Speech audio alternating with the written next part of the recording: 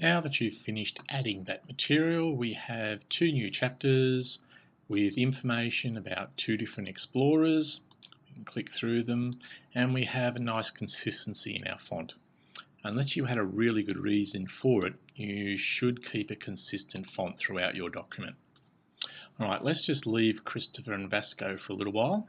So I'm going to fold up their chapters just to save a bit of space on the left hand side. This is the initial chapter that opened with the book as a sample. I really don't want that at all anymore. So I'm going to right click and delete that chapter. That's now gone. Now we're going to look at adding some curriculum documentation. When you're creating an iBook, you might want to consider creating two versions, a teacher version and a student version. The teacher version contains all the student material as well as the curriculum documentation. You can save that, export it, then delete the curriculum material that you don't need students to see, and then save a new book, which is the student version. We'll pretend we're making the teacher version. Now this gets a bit trickier because it's very common for teachers to write units using word tables, and these don't transfer too well. So here it is. File number 3 is a word table.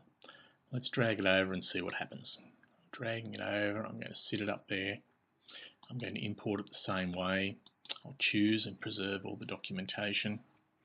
It's going to open it up. And there are some warnings there because it's a word table. I don't need to review them.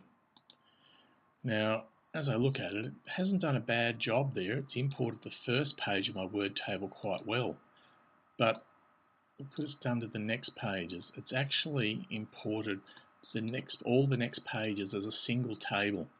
And when you try to move them around, they just don't move very well. Now, I've tried creating a different table for every page. I've tried various ways to make this work without a great deal of success.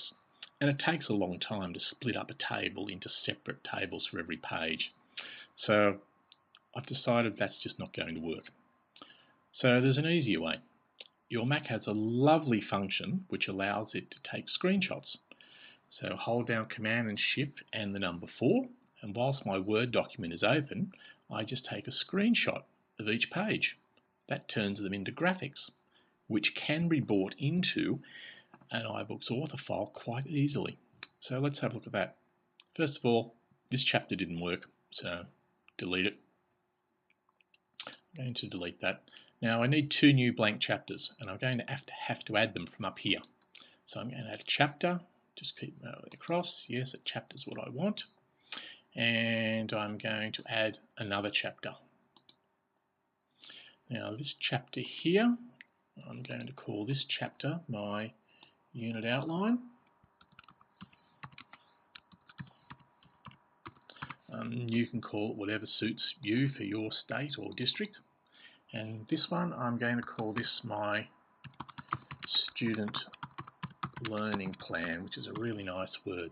And in here, I'm going to be writing the material and the tasks that I want my students to do. I'm not going to have any of that. Back on here, I'm not going to have anything there either. Now, you might want these to actually be up the top. So if I just flip my view over to book outline, this is where it works better, and I'm going to drag my unit outline as chapter 1 and my student learning plan as chapter 2. And notice how all the chapters change. It's really neat. Christopher Columbus has a small c. That's okay. I can double click on that and go in there and change it because I do like to be grammatically correct. So let's have a look at my unit outline. I better flip back to my thumbnail view. Now I don't have any pages in here at the moment, so I'm going to add a page. I'm just going to add a blank page. There it is. In fact, I'm going to need 2 blank pages.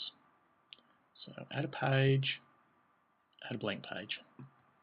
Now over here, what I've done with those units was to do a snapshot, as I said, and these are now graphics.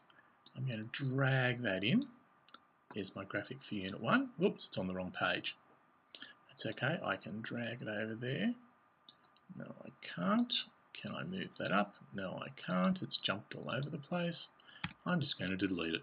things get in a mess, just delete and start again. It's pretty easy to do. So now I'm going to drag that onto the correct page. Go down to here where I have my,